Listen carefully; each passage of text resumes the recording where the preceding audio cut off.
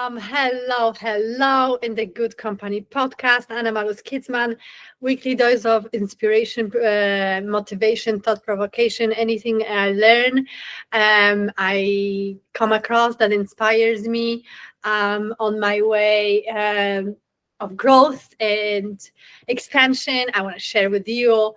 I want you to grow and expand with me. Sometimes I have guests. I always invite somebody that is upcoming, that I see something in that is interesting, that they have interesting business that changes for the world for better in some way. And sometimes I do the solos. And today, I think it's an important one. Today, I want to share with you my third final ayahuasca journey I did a few days ago. As you know, and I will link before, I did, I think a year and a half ago, because I did this in every 6 months. I did the episode when I did the first one, and I'm going to link it below.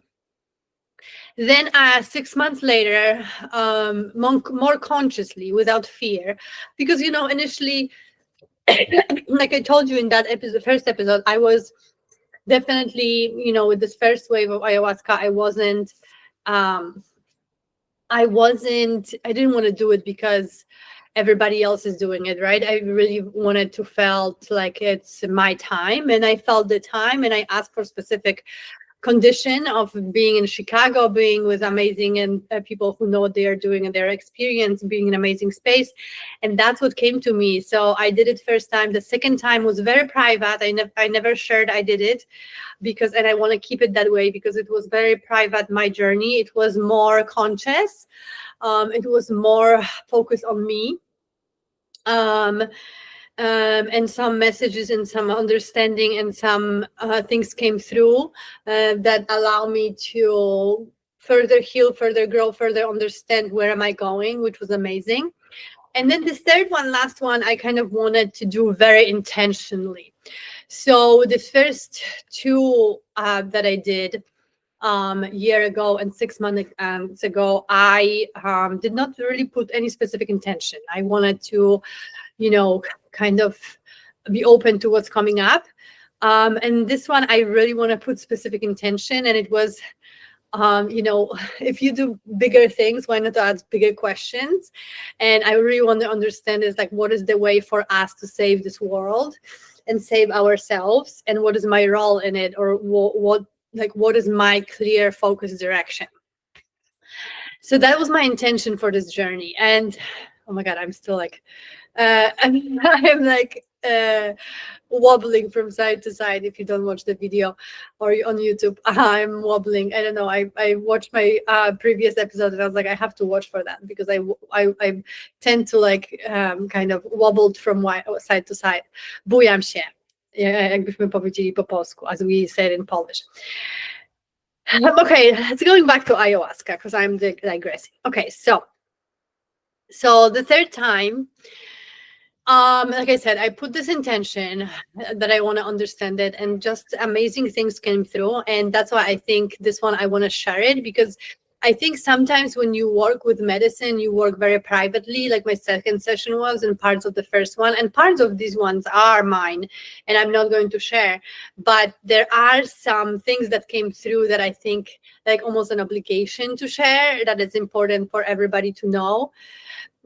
So that's why I'm doing this episode.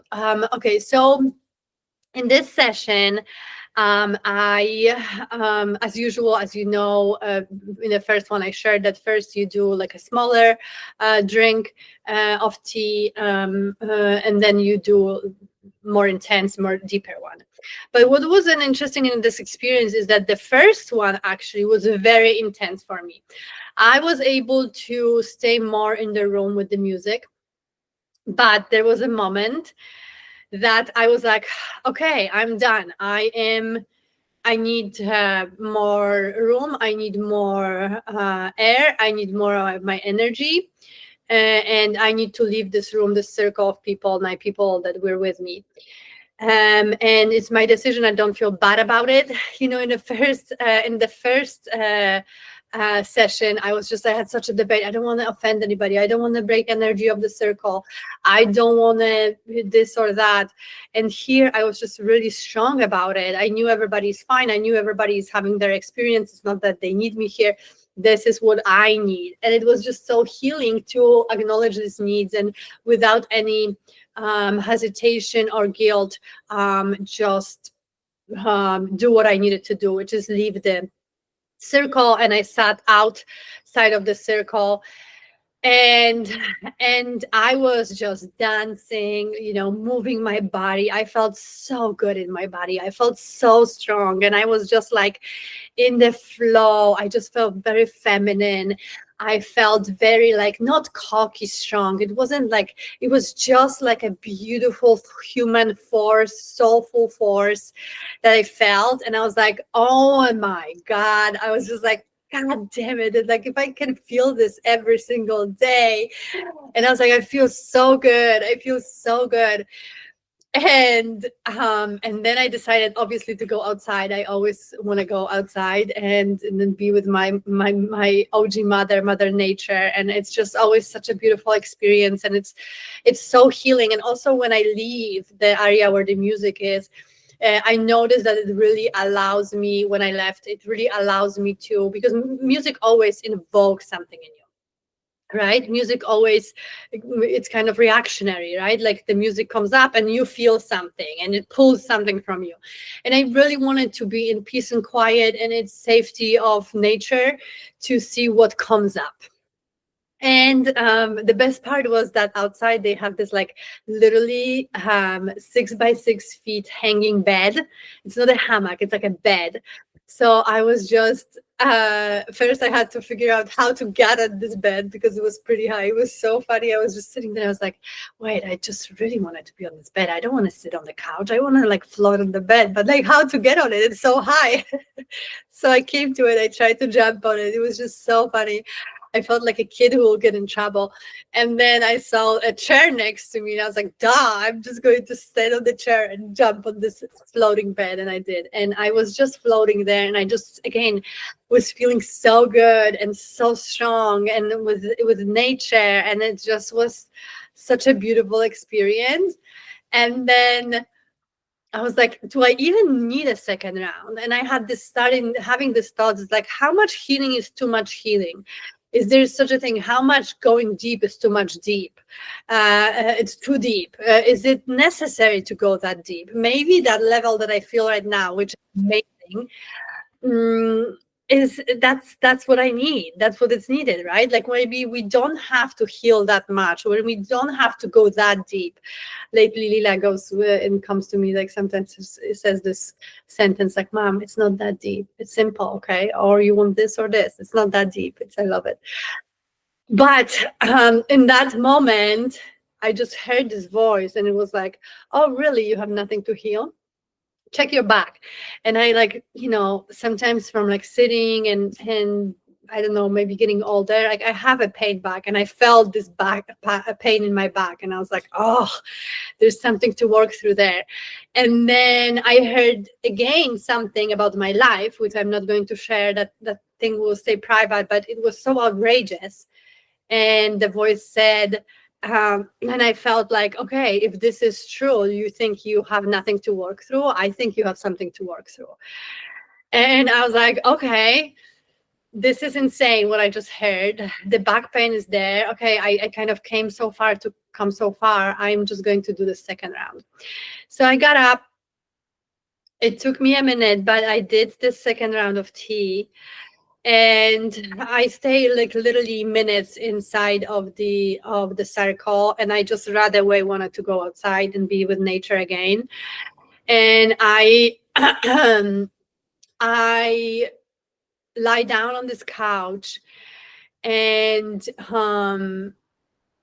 this kind of notion came over about my question. And it was like, I didn't know even that it's my question, but the answer is just going to start showing up. And it was like, oh my God, everything, basically the notion came over that everything that is happening in this world right now, and this may be triggering for some, so please forgive me, but this is just experience I had. But every single thing, especially the tough thing, especially the wars, especially the leaders that are just very extreme, to one side or the other, all the conflicts, all the nature thing, it's our doing. It's our doing. It is, that's what kind of notion came over. Like, it is expression and manifestation of pain and suffering, miscommunication, lack of authenticity, honesty, that we as people, as consciousness, um, um, of society are. So everything what's happening, it's kind of our doing. Again, this may be triggering for some, but that's what came through. And I was just like, oh my God, and all these pains we have and we carry through generation. And I literally, in that moment, I started feeling like, okay, let's go through pains. And I started feeling pain of Holocaust, and I had to like feel it through my body. And it was just so painful. And I had to like release it through the breath. And I was just sitting there, and I was like literally feeling different pain of like abuse of women, rapes, incest. And I was just like feeling it through my body and releasing it through the breath. I was just like literally like a shamanic work, sitting outside and just like lying on the couch and like putting my head up, feeling pain and releasing. And then there was abuse of children. It was just so heavy, and it was just like I had to feel it through my body. Then we went through different diseases like ALS, like, and I was like, how the freaking ALS is manifestation of our subconsciousness. And the answer was that it's accumulation of energy and ancestral like kind of ancestral pain and ancestral suffering that is manifesting. And the same with cancer. And we were like I was just feeling these pains through all my body, and I was just like releasing it through the breath. And I don't know how long it was, but it was just like we went through all kind of, and war and mass shootings and pain of all these parents. And then we went to war and veterans, and it was just like, and pain of simple people every day, just having pains of life, right? Like trying to end meet, pain of homelessness, pain of being alone. And literally I was just sitting there feeling all these pains and releasing them. So that's what was going on. It was just so intense. And my understanding came that we really, and it's something that I talk about for a long time now. That's why I'm so obsessed with this like healing and growth journey, because we have to clean this up. The message is like, we have to clean this up. Like, we have to acknowledge this feeling. We have to feel in our body. We have to dig into ourselves, whatever way it is for you, right? Like, you don't have to, and I'm not recommending, never, when I do this episode, I'm not recommending this medicine. This is a serious thing. This is a very sacred thing. This is a very important work, and not everybody wants to do it, and that's okay. But whatever it is that you are dealing with, that you are feeling, pressure, discomfort, you need to look into pressure, discomfort. It doesn't have to be as hard as Holocaust or ILS, but whatever it is, you feel discomfort and pressure in your life, and some disconnect, you need to work on it. Whenever anger pop-ups, whenever sadness pop-up, it's not hedonistic idea of being always happy. That is not possible. It's dealing better with what's coming up, but also cleansing it for yourself and everybody else, because that came through. And the funny story is, then she said, and the truth is that those pains are not real. We are just attached to them. The stories we tell ourselves, the stories of pain, the stories of, even the story she told me about my life, she was like, it was like asking me, okay, do you want to attach to that story and build identity around it and dig into it and look for justice, and or you just want to acknowledge your pain, acknowledge what happened, acknowledge the wrongfulness of it, and move on.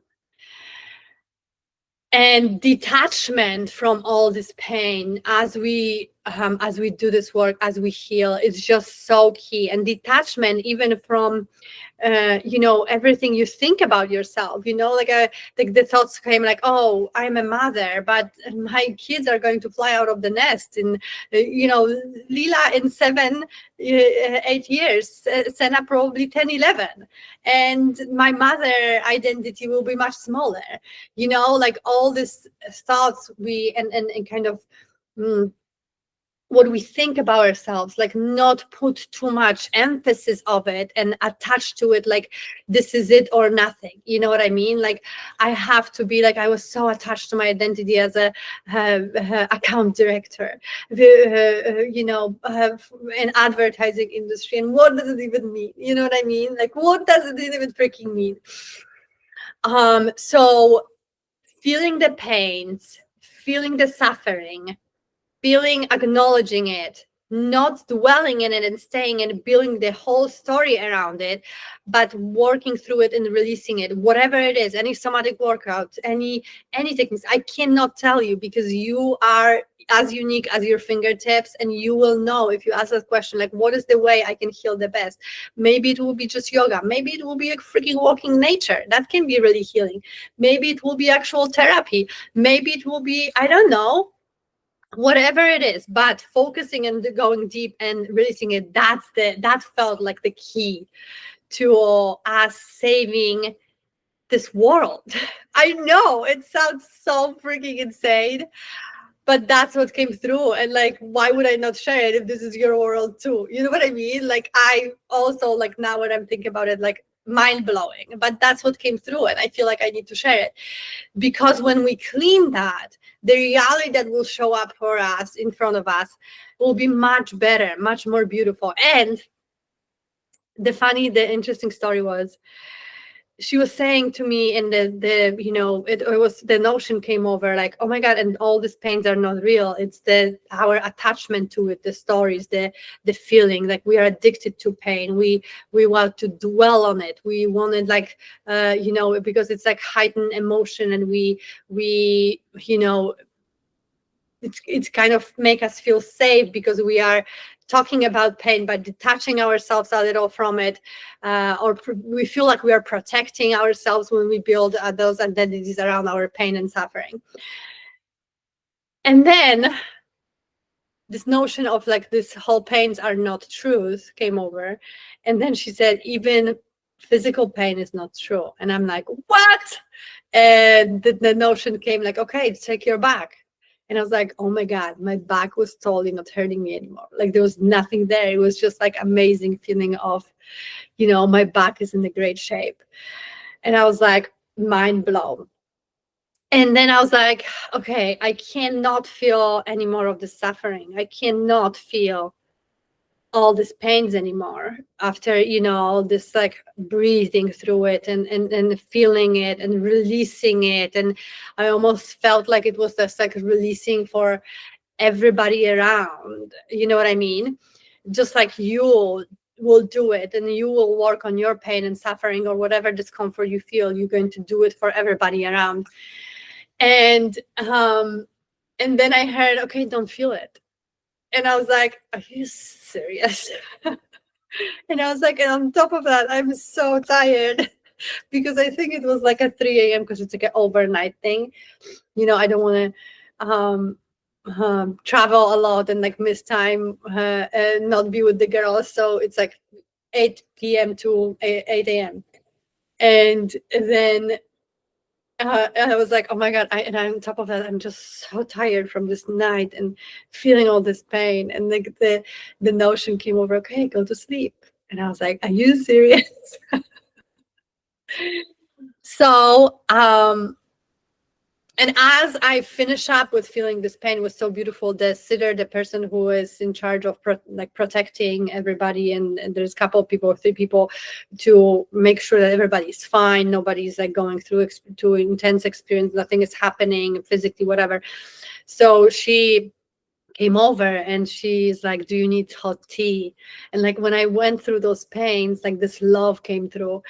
uh, and I was like, oh my god, that sounds so amazing. And she's like, and I will bring you your hat, because I know myself, and I know I will be going, the only one going freaking to the nature like a wild woman. And I brought a hat, a coat, and she's like, and I'll bring you your coat. And I was like, oh my god, thank you so much. And even at that moment, last time when she did that, I was like, oh my god, I don't want to bother you or whatever. And I was like, no, I want this love, I want to receive it, and I deserve it. And she wanted to give it to me, and I'm going to take it. And so it was like a weird noise outside.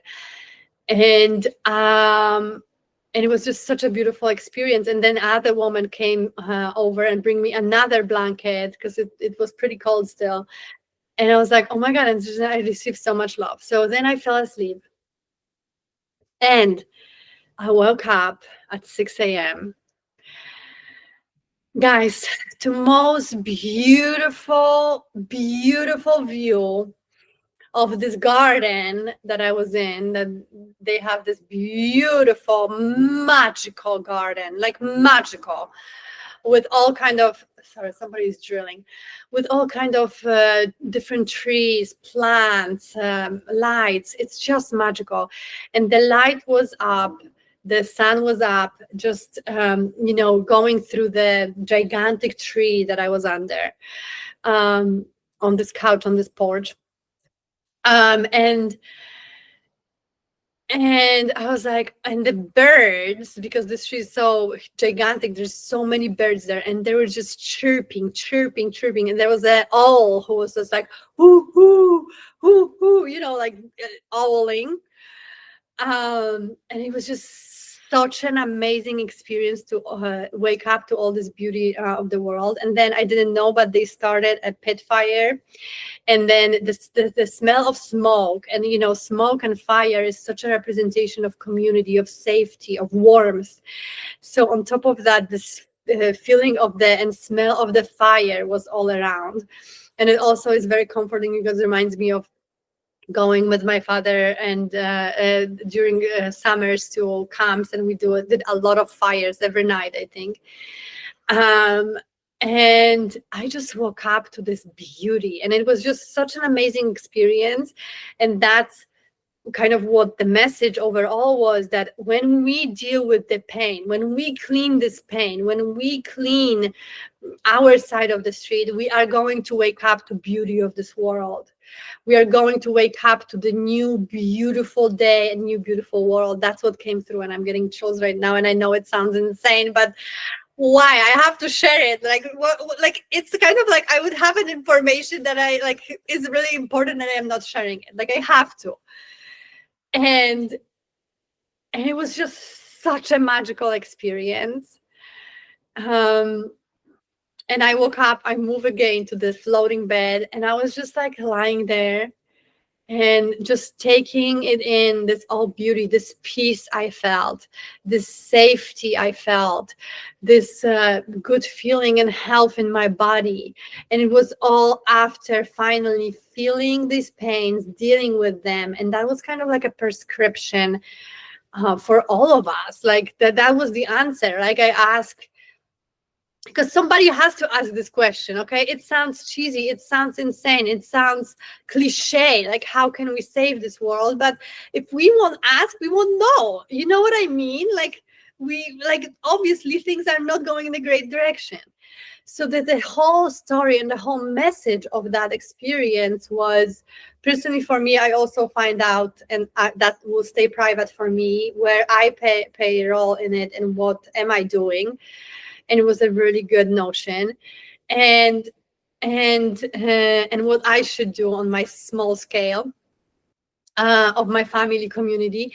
And but the notion was like, deal with the pain, deal with the suffering, deal with the anger, deal with lack of authenticity outside to the outside world, deal with all these pains, and then we're going to wake up, and you're going to wake up to the new, beautiful, gorgeous, magical world. Like, that was the whole answer of it. And it was just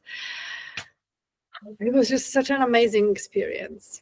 Like, for the last ayahuasca experience, it was just I think the revelation of it is so huge that it's like a work for years, right? Like all this healing that I can do, like I got such a boost of like, oh my God, I just started doing like a group healing because I was like, oh my God, we have to heal more people at the same time. So I started doing more group healings since that experience. And if you are my friend, you are on the list. I'm sorry. If you want to not be on the list of group healing, please DM me or email me. But if you are my friend, you are. And yeah, and I was like, okay, what else I can do within myself, and what else I can heal within myself. And sometimes, I just want to point out that sometimes healing also means going to dark places. Like all this ayahuasca experience, it's a very dark experience. It's a going to dark place. Sometimes when we heal certain areas, and I'm in the process of healing one more thing, that I need to go to darkness instead of cleaning it and putting it into the light, if that makes any sense.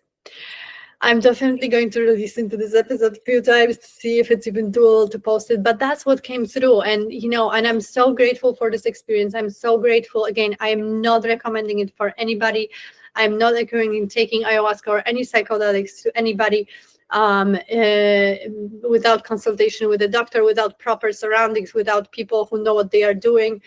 Even then, it's a very personal experience. I do not recommend it. I cannot highlight it more, but this is what came through for me in those 3 experiences. In this last one, I think it was just so profound that I needed to share. So now the ball is in your corner. Okay, what pain, what suffering, what anger, what unsolved issues you need to deal with. If you feel you don't have any, not true. Look at the world around us. Ask the question and the answer will pop up. Ask the question how you should heal it, how you should approach it. The answer is going to pop up. Again, I share all these different things I do because maybe something will resonate with you, right? But I can't prescribe. You're so unique. You're so unique in your story, in your whatever is happening in your life and happened in the past, and is your pain and suffering that it's impossible to recommend. But that's why I try and share different things. Maybe will something stick and resonate with you. Every single thing I did helped me, including this one. So this is it for my third last journey. I am really extremely grateful for being able to experience it in such a high protected professional environment. And I'll be forever grateful. And again, I hope this wasn't too crazy, too woo-woo. It sounds, even when I'm thinking about it now, slightly on the insane side. But, if something like this comes through, again, I just feel obligation. This is not my information, almost like, you know what I mean? It's like, please don't kill messenger, but the messenger, but that's how I feel. And I think that's how like a lot of people did ayahuasca in the past. It was like not everybody decided to do it, but people who did, they channel and they kind of brought some information to the surface for others. And that's how I feel in this particular example. Okay. Until the next time, love and light. If you want to schedule energy healing with me, feel free. Link is below. And yeah, until the next time, love and light, and slightly bit of shadow.